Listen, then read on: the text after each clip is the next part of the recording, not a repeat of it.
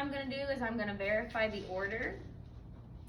As part of that, I'm also checking the patient and their health history. I'm coming in, I'm going to ID the patient with 2 patient identifiers. So I'm going to ask them their name and date of birth. And I'm going to gather my equipment. So my equipment will include a stethoscope, an NG tube that's in a package, not one that's been used 52 times for demonstration.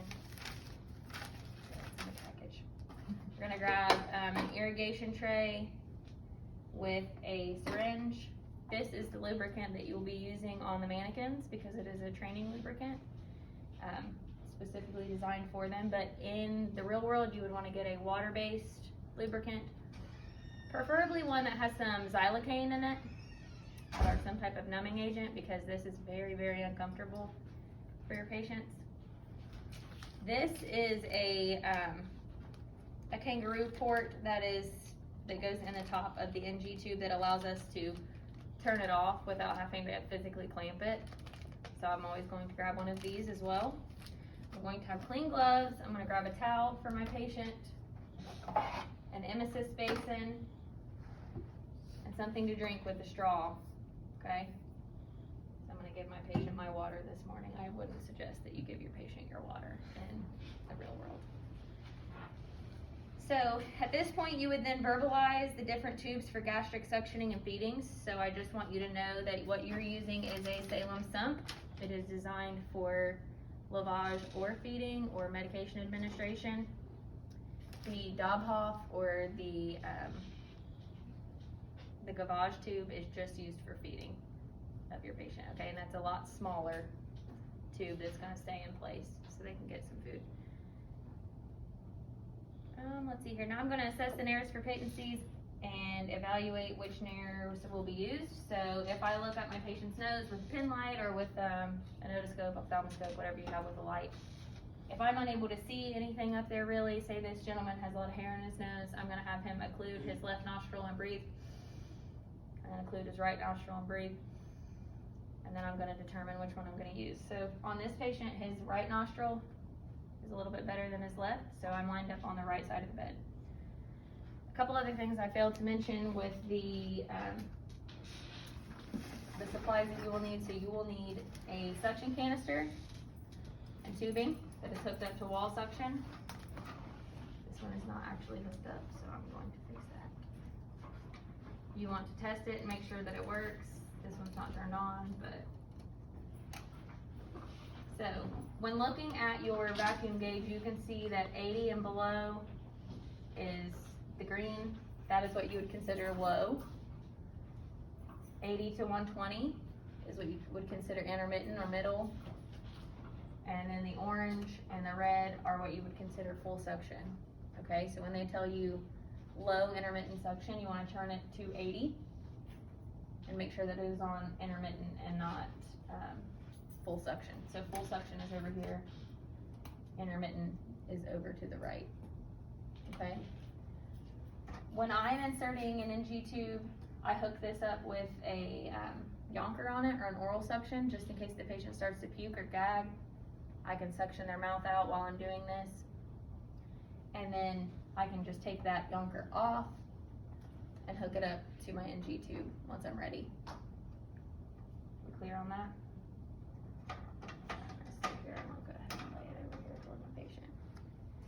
Another thing you'll need is some tape, which is over here.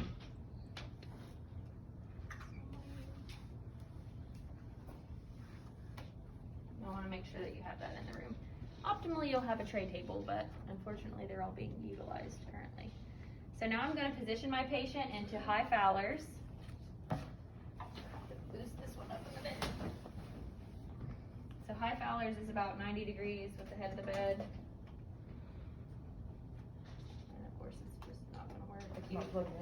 90 degrees.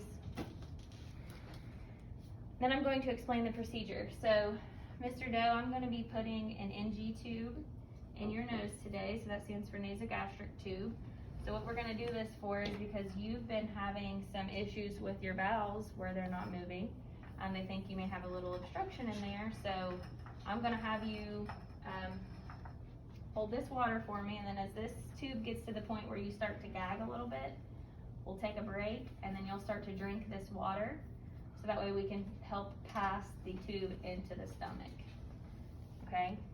And he's agreeable, and he understands that it is his duty to utilize this water appropriately, which I'm gonna sit here just so you remember that it's actually being used. So then I'm gonna take this towel and put it over my patient's chest, so that way if they were to get sick, they have an emesis space in here, which is a bedpan, which we wouldn't use in real life again. So now I'm going to auscultate my patient's bowel sounds. So again, we're getting the baseline to make sure that what we're doing is actually making a change. So I'm gonna listen to the stomach. I'm gonna listen over here. So you listen in all 4 quadrants, allowing for ample time to hear the sounds.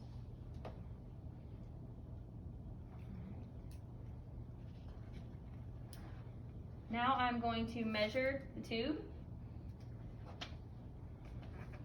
So I am taking it from the tip of my patient's nose to their ear, and then down in between their belly button and their xiphoid process. So that puts him at about 70 on this. So I'm going to take a piece of tape.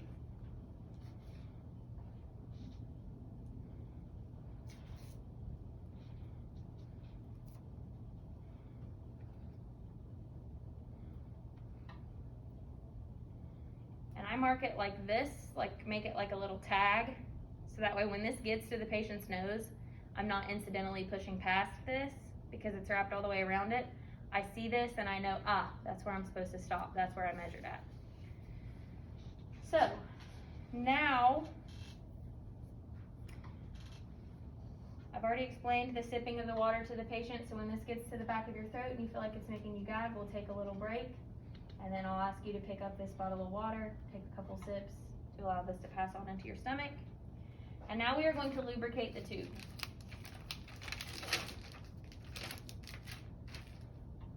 I'm going to put some gloves on because I don't want this lubrication all over my hands.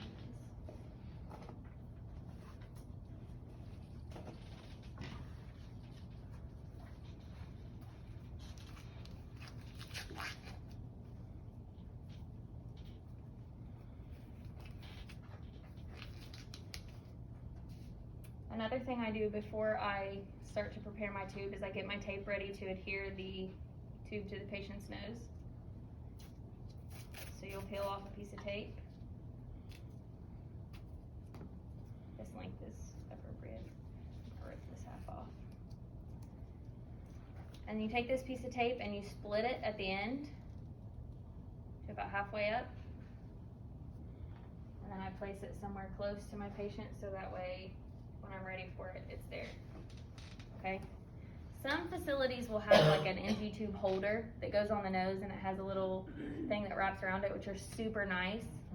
I'm hardly ever able to find one when I go to insert an NG tube, so the tape method is what I use. So now we're going to lubricate the tube.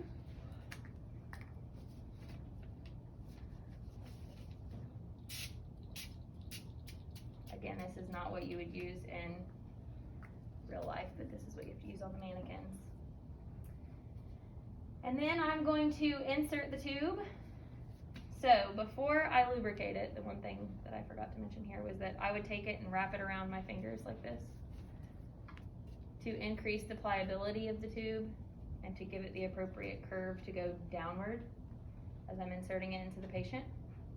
Okay, so I'm gonna have this patient sitting up straight. I'll bring him up here. I always place my hand on the back of the head just because it's your reaction to jerk back when something goes into your nose. You've all probably had some type of swab up your schnoz and it is very uncomfortable. So I'm going to go into his right nair.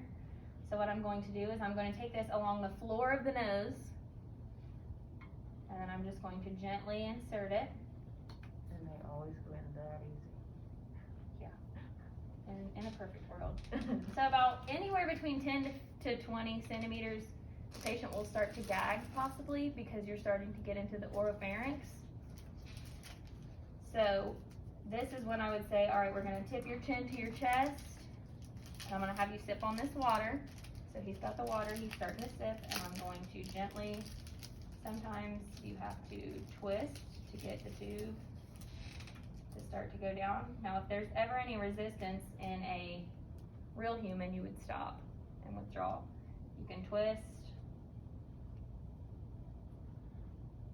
This mannequin does not want an NG tube today, so cute. So in the event that would happen, you would withdraw it. And then try again.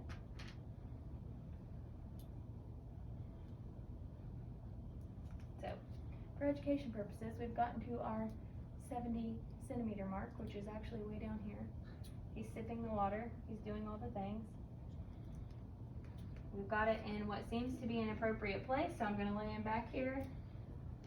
I'm gonna take this tape on the nose and then wrap it around the tube. So this is why you tear those tails in your tape, to wrap around the tube to secure it to the patient's nose. Okay? Now I'm going to take my syringe here and I'm going to draw up 30 cc's of air. So why would I only want to draw up 30 cc's of air instead of the full 60? Is there a possibility I'm going to get some stuff back in this?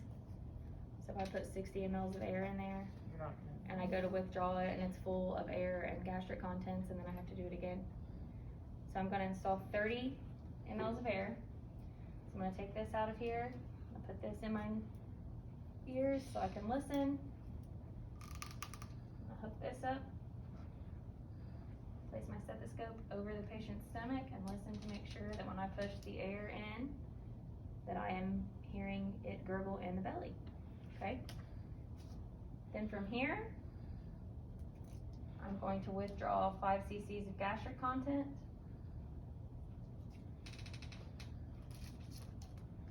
I clamp this off, disconnect, set that down.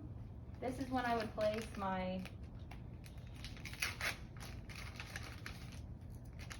lovely kangaroo here. So as you can see, it's designed with the large port and the small port to go right in here. Then I will turn it to the off position and lock it. Okay? So I'm going to set this down here while I test this gastric content, and the pH is between 0 and 4, so I'm in the belly. If it were greater than 6, I could potentially be in the lungs and I would have to withdraw that. This is not a confirmation of placement, this is a suggestive test.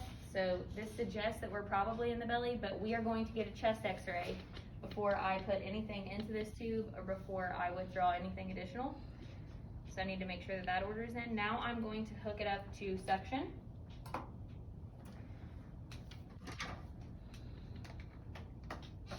So on your device here, it has a feed med only and then a suction only side. So I'm going to hook this up to the suction only. My chest x-ray has confirmed that I'm in the right place, so I'm going to turn this over to suction and lock it. I'm going to come over here and turn this onto low intermittent suction, so staying below 80. And now I'm going to discontinue the NG tube.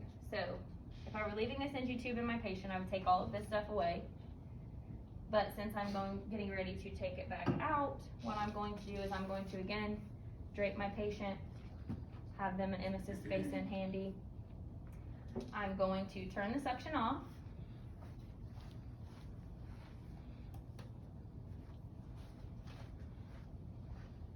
Then I will turn this to the locked position and disconnect my suction. Now I'm going to instill liquid into the NG tube to flush it. So I'm going to draw up 30 cc's of saline solution. I'm going to instill it into the NG tube, so I'm going to turn it over to the feed med only. I'm going to push that in. Then I'm going to turn it back off. I'm going to go to the suction only side, hook that in, and draw it back out. So say I get out 40 cc's and it's all clear. So I don't have to lavage it any longer. So I'm going to clamp it back off, discard this. Let's see here, I'm going to listen to their bowel sounds before I irrigate, because if I irrigate and then listen, I could have kick-started their bowel sounds with my irrigation. So, a bit out of order there on your checkoff sheet, but that's how you would do it in real life. Now I'm going to remove the tube, so I'm going to explain to Mr. Doe what I'm doing. All right, it's time for this NG tube to come out. I've listened to your belly, your bowel sounds are good. Hopefully this will have worked and we'll be able to get you eating again here soon. So I'm going to go ahead and set you back up to that 90-degree position. I'm going to remove the tape. I'm going to have you take a big deep breath in and out. And now on this next one, I'm going to take a big deep breath in and hold it. And then you just gently withdraw the tube. Okay? So I'm going to then again listen to the bowel sounds after I've removed the tube, make sure everything still sounds the same. And then I'm going to document the date and time, the type of tube that I used, the suction that I hooked it up to, how the patient tolerated the procedure. It's important to note how far you insert the NG tube. So this one was marked at 70, so if I put it all the way into 70, then I would make sure that I charted that it was at 70 centimeters on the NG tube, the size of the NG tube, and then that this patient tolerated it just fine, and then what you got out on the initial draw as well. When you're withdrawing it, things you would document would be the centimeter mark that it was at before you withdrew it, how much gastric content you got out, what it looked like, and how the patient tolerated the procedure. Okay, do we have any questions on any of that? And then I would wash my hands.